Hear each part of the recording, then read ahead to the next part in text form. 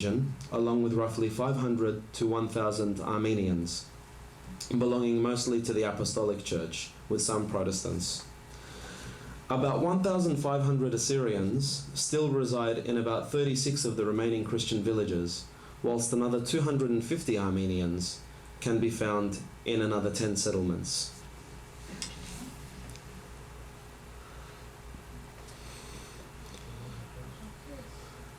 Alright, I'll leave it on that. Now, the Urmia plain, I'm just going to talk a little bit about the geography. The Urmia plain is crisscrossed by 3 rivers, which flow from the mountains of the Turco-Persian frontier. From north to south, these are the Nazlu Chai, the Shahar Chai, or City River, and the Barandus Chai. Actually, it's probably better if I show a map. So, you've got the Nazlu Chai here, the Shahar Chai here, and the Barandus Chai here.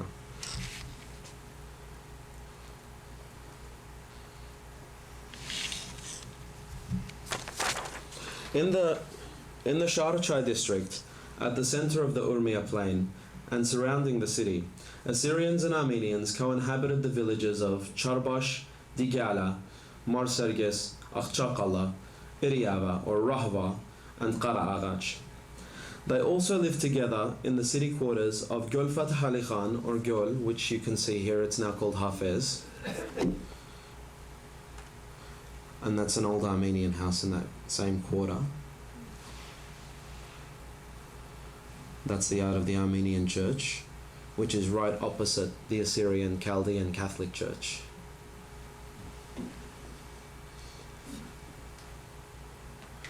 And they also lived in the quarter of Matmaryam.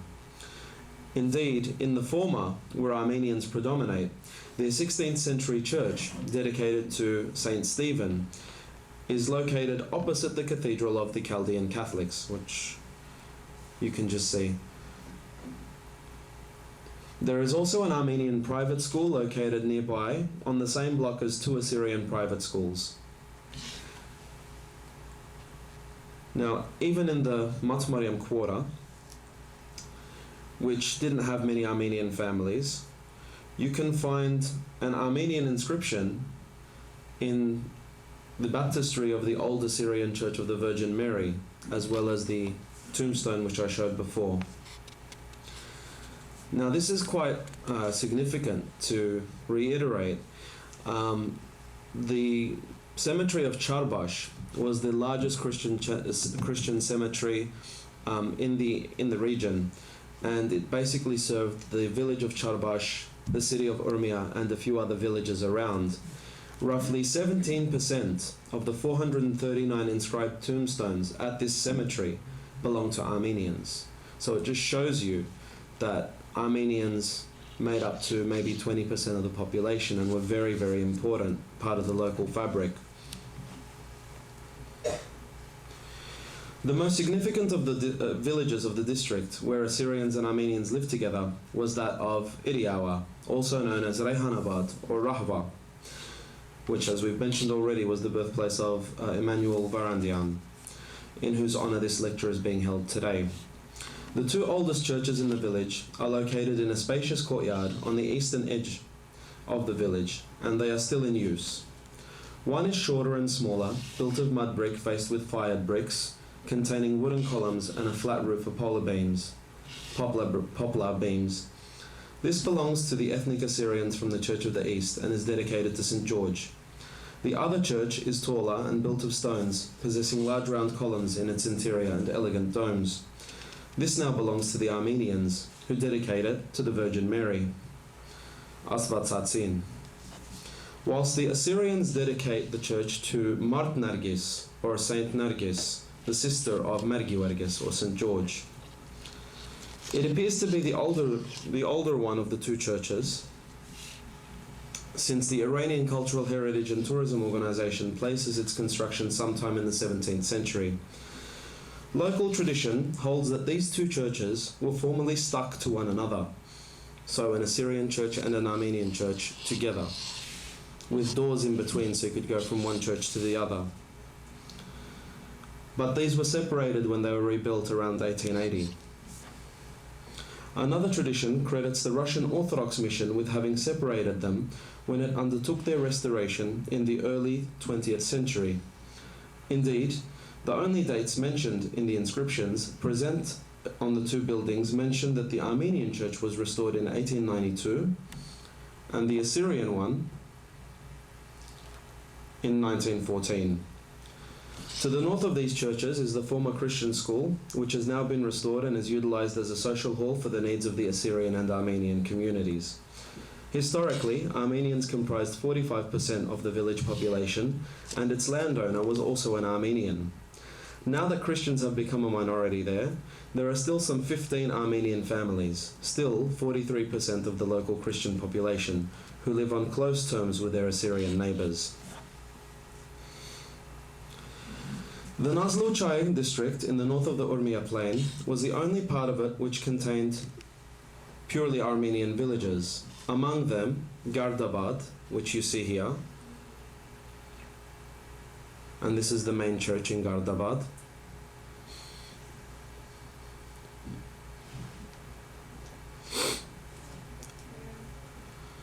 Badilbu. Then you see some inscriptions from the cemetery of Badilbu. And these are some of the villages where Assyrians and Armenians lived together actually. Badilbu was a mixed village. And this is the village of Ikiarach. And this is the Armenian church of Ikiarach.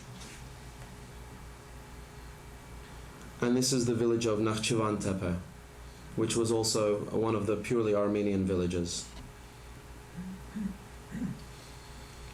That's inside the church. And the dome of the sanctuary is actually in the Hazarashen formation of the old Armenian houses. These two are the only Armenians left in the village. An older brother and sister. The brothers are deaf mute.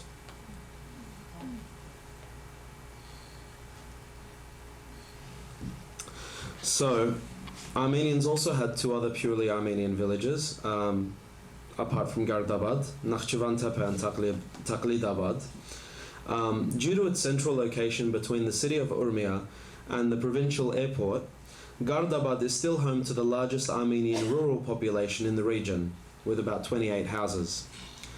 Most Armenians in the Nazluchai area lived in villages which they shared with Assyrians, such as Badilbu, which I've shown, Pakabaylu, Ikiarach, Khan Baba Khan, Qizl Ashaq, Bala, Ada, Spurghan, Yangija, Shirabad, Karajalu, Karaqiz, Zumallan, Rahimawa, Lower Geniza, Karagöz, and Isalu. The list just kept going. So this is the little chapel that was built on the ruins of the old Armenian church in the village of Shirabad. And this is the Armenian church built, the Assyrian chapel built on top of the ruins of the Armenian church of Surpovanes. Now, a poignant reminder of Assyrian-Armenian cooperation is evident in this village, Ada, which once possessed an Armenian apostolic church dedicated to St. John, and called Surpevanos by the Assyrian villagers. It was a 17th century mud brick structure with a wooden roof located to the east of the village. In the 1970s, it fell into ruins, and some years later, a small shrine was built in its place dedicated to Saint Stephen by the Assyrians. Recently, the keys of this chapel were handed over to the representatives of the Armenian Apostolic Church in Tabriz. So, this was reported maybe last month in the Armenian news. Armenians also lived with Assyrians in the villages of Gavilan and Jamalawa, further north in the district of Anzal. In the Baranduzchai, there were no exclusively Armenian settlements, and they all lived in villages which they shared with Assyrians, such as Takya, Ardishay, Balanush, Sardarud, Babarud, Darbarud, Dizatakya, Satlue, Kukya, and Tumatar.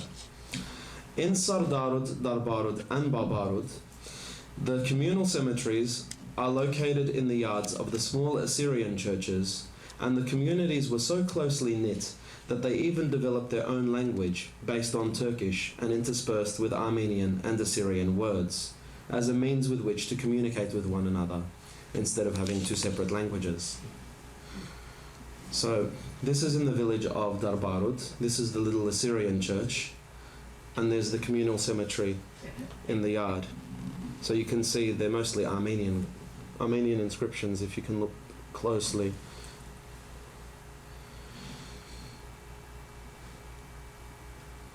At Balanush, the local church of St. John the Baptist, which you see here in this photograph, is built in its interior as an Assyrian church, but it incorporates inscriptions in Armenian, such as these. You can see this sort of makeshift sort of khachkar with a bit of Armenian writing to the right hand side of it. So even though it's a complete fusion, inside it's not your typical Armenian architecture, and it's typical Assyrian architecture, and then it includes all these Armenian elements. It is actually owned by the Apostolic Church. Whilst on the other hand, the Armenian Church of St. Mary in the village of Dezateka is now cared for by the local Assyrians, and is the location of the communal events hall to the north of it, as well as a small Assyrian chapel dedicated to Rabban Hormizd. Assyrians and Armenians also lived together in the Solders district to the south of the Urmia plain in such towns and villages as Mahabad, Daralek, Naqade, Muhammadyar and Qumqala, and in the mountain districts of Somaya and Baradost, in the villages of Huasan and Gangachin. Often they would share the same church building, or it would pass, as mentioned before, from the ownership of one community to another and back again. The largest Armenian presence by far was felt in the districts of Salamas and Chara, where they lived together with Assyrians in villages such as Haftavan, Khosrawa, Koinashar. I'm not going to go through all of these. But there are a lot of Armenian settlements here, probably about 15. The area was ancient. I mean, you can see there are a number of important archaeological sites which attest to the antiquity of human settlement in this district. Among them are large artificial mounds such as this, and on top of it you see the cemetery of the Armenian village of Pakejik. So these probably conceal the ruins of ancient Urartian settlements. And of course there's also a relief depicting the first Sasanian emperor Ardashir I from the 3rd century AD, and his son and successor Shapur the Great receiving the submission of a local Armenian king carved into the cliffs of Khan Takhti. Historically, the Armenians formed the majority population in Salamas, which they knew as Sanamast, and their oldest churches in the district dated between the 11th and 13th centuries AD. Now I say dated because in 1930 a really bad earthquake destroyed most of them, so only one of them is still standing today. As early as the 11th century, the Salamas district was inhabited by both Armenian and Assyrian Christians together, with the latter as the minority ethnic group. After a large number of Armenians immigrated to the Russian Empire, as mentioned before, and their community lost its former dominance, Assyrians began to increase in number and move into their villages. For example, the village of Gulizan in the Salamas area was originally an Armenian village, but was deserted early in the 19th century, and by 1855 had been taken over by the Assyrians, who used its old Armenian church. On the eve of the First World War, however, the two communities were roughly of the same size. Now, the area was an important center for Armenian cultural and literary activity, and the large and important town of Haftavan once possessed a theatre directed by the legendary Armenian playwright Rafi, of which only the facade remains today. So this is the facade and the dome of the Armenian church or cathedral of Salamas.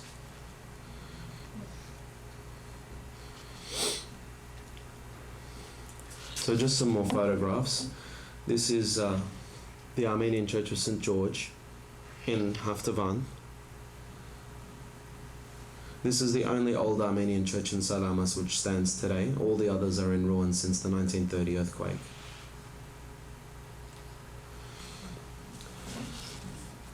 Historically, a number of important churches and monasteries in the district have passed hands between both communities. The monastery of St. John the Martyr on the hill above Koynashar, for example, is one of them. During the 16th and 17th centuries, it served as the residence of a number of Assyrian Catholic patriarchs of the Mar Shimon line, and it was where Mar Shimon Dincha wrote his Catholic profession of faith in 1585. An Armenian mud brick church with a wooden roof was built here in 1825, replacing the old Assyrian church, and it is not known how many times the sacred site passed hands between the two peoples over history. Indeed, it was for a long time considered a local center of pilgrimage and healing, and it was visited by an American missionary in the 1880s, who mentioned that it contained a pit for faith cures. Similarly, the ruins of a small stone church nearby, in the orchards to the south, are also considered sacred to both Assyrians and Armenians. The former know it as Martchanna, or Saint Anna, and claim that it is dedicated to the sister of St. John, whilst to the latter it is Surb Varvar, or Saint Barbara. So that's also one of the churches which has been destroyed by the 1930 earthquake. It's interesting to note that the last Christians to leave Koynashar, where this church is, belonged to a mixed Armenian and Assyrian family, which in 1972 moved to Tehran. The most telling example of intercommunal cooperation, however, is that of the Armenian Apostolic Church of St. Sergius at Khosrawa, built in 1869 for the small local community. During the First World War, it opened its doors to Assyrian refugees after their arrival from Turkey in 1915. Since they were largely Nestorian, they were not allowed to worship in the local Assyrian churches, which belonged to the Catholic fold.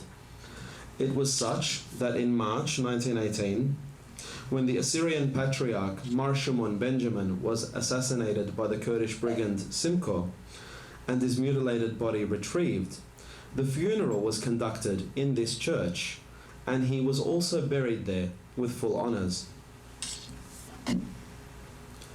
Unfortunately, the grave is not marked, however. This is because of the hasty way in which the Assyrians were forced to evacuate the area 4 months later, and those that knew where he was buried either did not survive or did not return.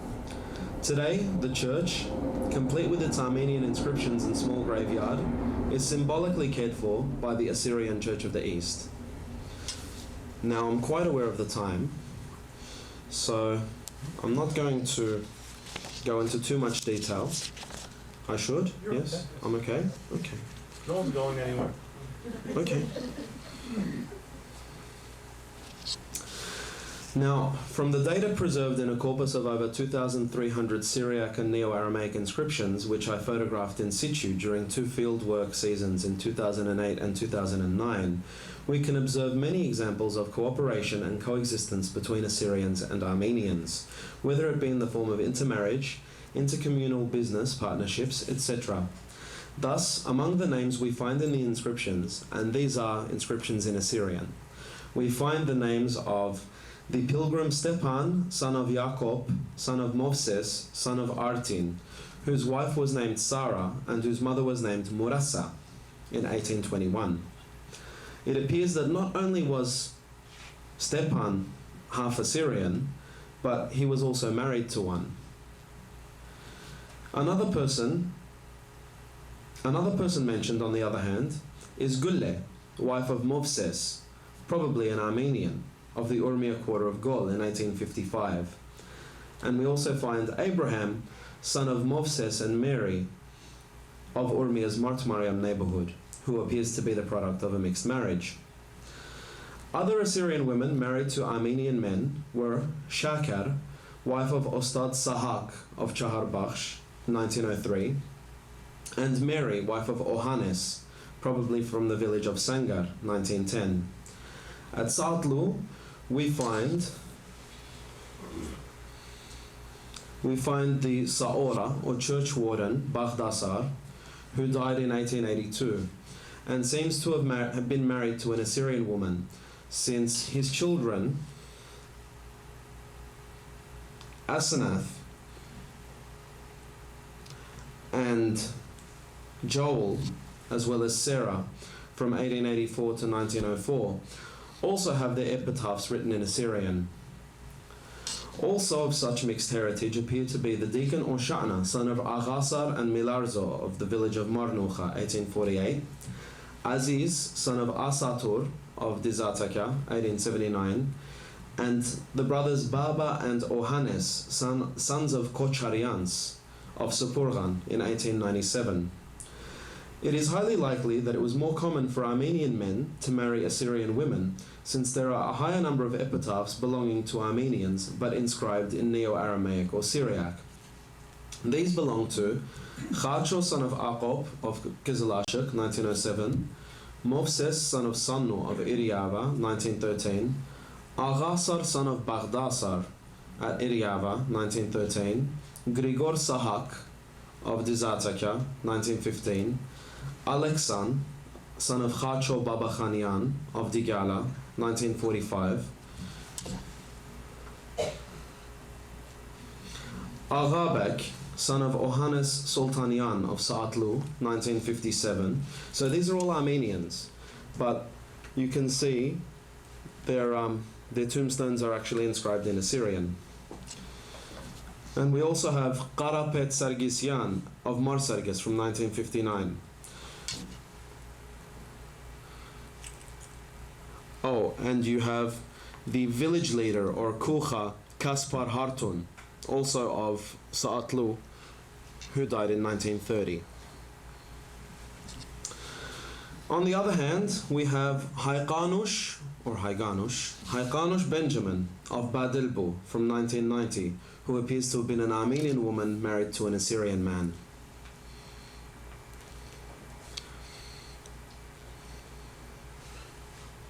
Okay.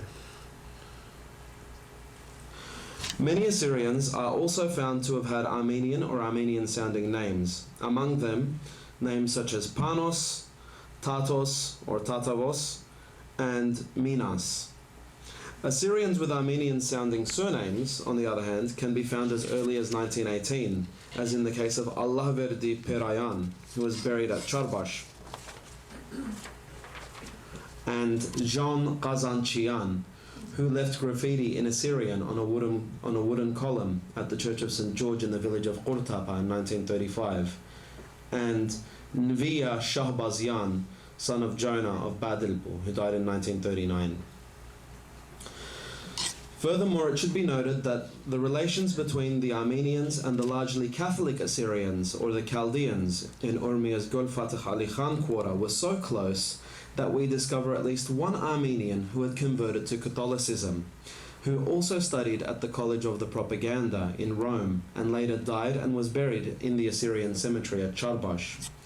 His epitaph, which is written in Assyrian only, reads, Aristakis Vartabed, Catholic priest, student of the Propaganda, son of Terhartun, departed from the world on the 5th of December 1900.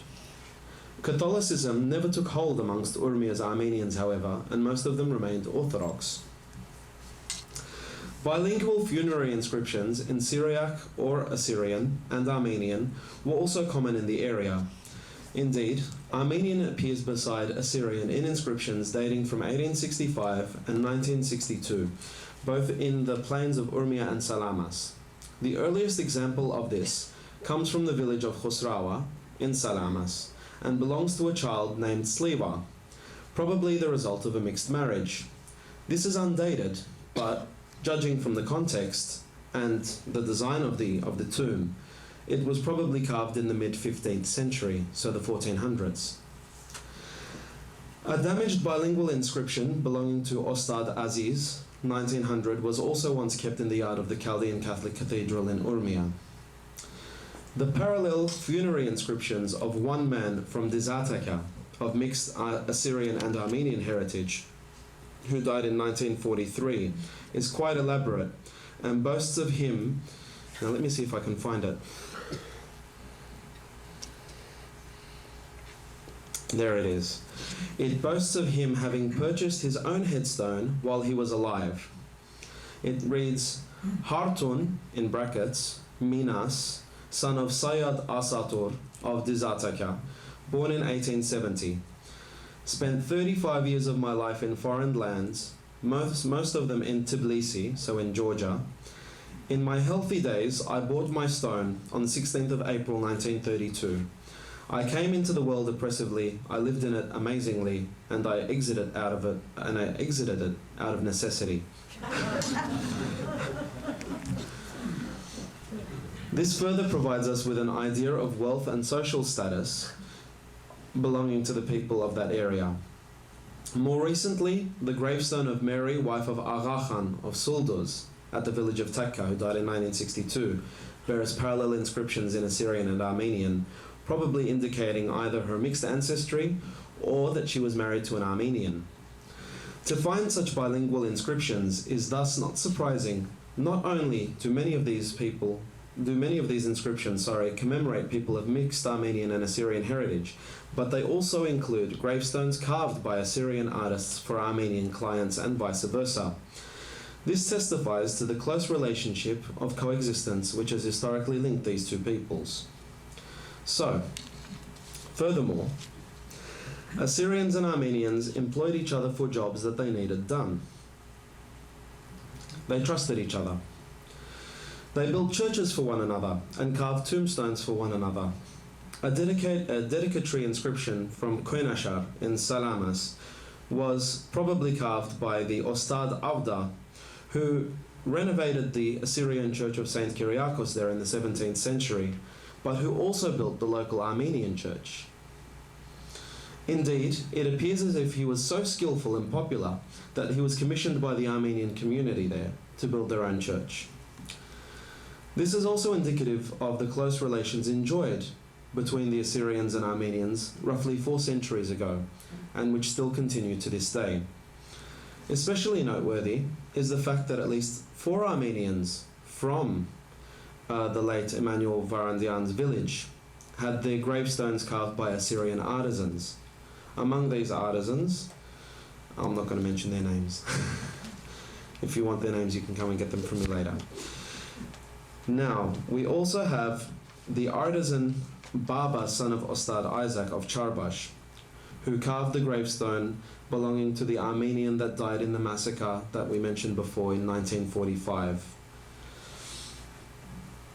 And then we have the tombstones of Yohannes Saryan, I'm not sure if I'm saying it right, who died at Gulpashan in 1948, which bears his name in Armenian, but it has a biblical quotation in Assyrian,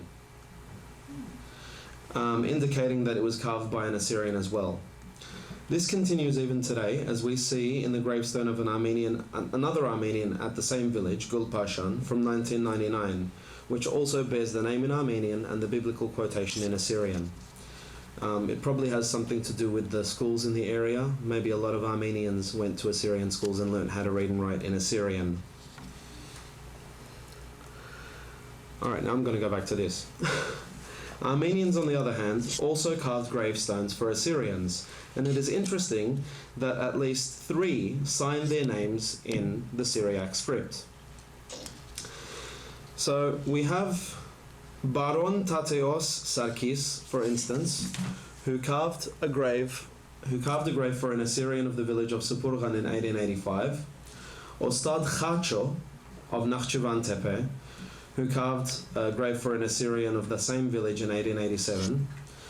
Ostad Sayyad, who is this person who carved this stone right here. You can see that the top 2 registers are in Assyrian and the bottom one is in Armenian. This was in the village of Yangija. And Ostad Orhan, of unknown origin, and probably of Armenian or part Armenian heritage, who engraved at least 3 gravestones between 1900 and 1937. There is no evidence in the inscriptions that I looked for, however, of any local Muslims, Kurds, Persians, or Azeris producing gravestones for the Assyrians and Armenians, and vice versa. Assyrians and Armenians counted on each other, and they also shared customs such as carving inscriptions onto the columns that supported the roofs of structures, such as churches. This is one 19th century example that can be found in the Armenian village, or mostly Armenian village of Qaraqiz, and it is also repeated in the Assyrian village of Ada from around the same time. Graffiti was also a popular method of expression used by both Assyrians and Armenians, and reveals to us other aspects that bound the two communities together. As more and more people learned to read and write, this became an outlet for them to leave their mark on important structures, especially churches, for posterity. Examples of such inscriptions may thus be found at important sites of local pilgrimage, both Assyrian and Armenian, further indicating close and amicable relations between